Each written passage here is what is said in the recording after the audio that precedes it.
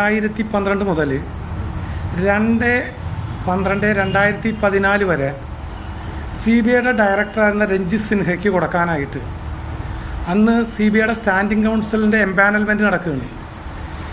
ഒരു ലോയറെ എറണാകുളം കേരള ഹൈക്കോടതിയിൽ CBIയുടെ സ്റ്റാൻഡിംഗ് കൗൺസിലായി നിയമിക്കാൻ എൻ്റെ കയ്യിൽ നിന്ന് 25 ലക്ഷം രൂപ വാങ്ങിയ ആളാണ് അനിൽ ആൻ്റണി.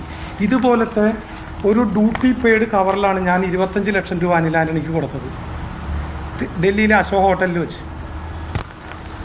അവസാനം എൻ്റെ പണം തിരിച്ചു തരാണ്ടിരിക്കുകയും CBIയുടെ സ്റ്റാൻഡിംഗ് കൗൺസിലായി അജിത് ശാസ്തമംഗലത്തെ നിയമിക്കുകയും ചെയ്തപ്പോൾ ഞാൻ പണം തിരിച്ചു വാങ്ങാൻ ശ്രീ PJ കുര്യനെ, ആൻ്റണിയുടെ സന്തത സഹചാരിയായ ശ്രീ PJ കുര്യനെ സമീപിച്ചു. അദ്ദേഹം നോക്കാൻ പിടിക്കാമെന്ന് പറഞ്ഞ് സമയം ചെലവാക്കിയതല്ലാണ്ട് ഒന്നും നടക്കാതെ വന്നപ്പോൾ മരിച്ചുപോയ ശ്രീ PT തോമസിനെ ഞാൻ ഈ വിവരം ധരിപ്പിച്ചു. ശ്രീ PT തോമസ് ഇടപെട്ട് 5 ഇൻസ്റ്റാൾമെൻ്റായിട്ട് എൻ്റെ പണം തിരിച്ചു തന്നു. ആ കാലഘട്ടത്തിൽ ഇന്നത്തെ election commissioner number 3 mister Gyanesh Kumar IAS joint secretary acquisition in defence മിനിസ്ട്രിയിലായിരുന്നു. അദ്ദേഹത്തിൽ നിന്ന് അറിയാൻ കഴിഞ്ഞ് ഈ അന്നത്തെ ഡിഫൻസ് മിനിസ്റ്ററായ ശ്രീ AK ആൻ്റണിയുടെ വീട്ടിൽ ഡിഫൻസ് മിനിസ്റ്റർ വീട്ടിലുള്ള ഒഫീഷ്യൽ ഓഫീസിൽ AK ആൻ്റണി കൊണ്ടുപോകുന്ന ആയുധ ഡീലുകളുടെ ഫയലിൻ്റെ ഫോട്ടോസ്റ്റാറ്റ് എടുത്ത് വിൽപ്പന നടത്തി പണം വാങ്ങുന്ന ഒരു വലിയ ദല്ലാളായിരുന്നു ഈ അനിൽ ആൻ്റണി.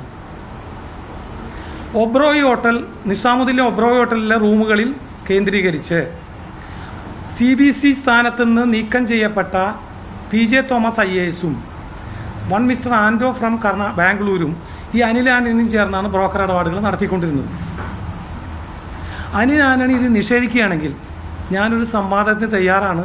അനിൽ ആൻ്റണിയെ വെച്ച് പത്തനംതിട്ടയിലോ എവിടെയോ ഞാൻ അനിൽ ആൻ്റണിക്കെതിരെ ശക്തമായ അഴിമതി ആരോപണമാണ് കൊണ്ടിരുന്നത്. കൈക്കൂലി മേടിക്കലും, അതായത് ദല്ലാൾ എന്ന് പറഞ്ഞാൽ കൂട്ടിമുട്ടിക്കണമുണ്ട്, കൂട്ടിക്കൊടുക്കണവനുമുണ്ട്. അതിനകത്ത് രണ്ടാമത്തെ പ്രവൃത്തി നടത്തിക്കൊണ്ടിരുന്ന ആളാണ് അനിൽ ആൻ്റണി. ഇന്നിപ്പോൾ കോൺഗ്രസിനെ തള്ളിപ്പറഞ്ഞ്, എനിക്ക് കോൺഗ്രസിനോട് പ്രതിബദ്ധതയൊന്നുമില്ല, അവിടെ മത്സരിക്കുന്ന LDF കാൻഡിഡേറ്റിനോടും ഒരു പ്രതിബദ്ധതയില്ല, കോൺഗ്രസ് കാൻഡിഡേറ്റിനോടും ഇല്ല. പക്ഷേ ഇന്ന് അദ്ദേഹത്തിൻ്റെ ഒരു പ്രസ്താവന കണ്ട്, അദ്ദേഹത്തിൻ്റെ പിതാവിനെതിരെ, അതാണ് ഞാനിത് പറയാനിടയായ, പിതാവിനെ വച്ച് വിലപേശി പണം വാങ്ങിയിരുന്ന ആളായിരുന്നു അനിൽ ആൻ്റണി. 2, അന്ന് CBI ഡയറക്ടർക്ക് UPയുടെ അവസാന കാലഘട്ടം, രണ്ടാം UPയുടെ കാലഘട്ടത്തിൽ CBI ഡയറക്ടർക്ക് ഒഫീഷ്യൽ റെസിഡൻസ് നോട്ടിഫൈ ചെയ്ത് നമ്പർ 2 ജൻപത്.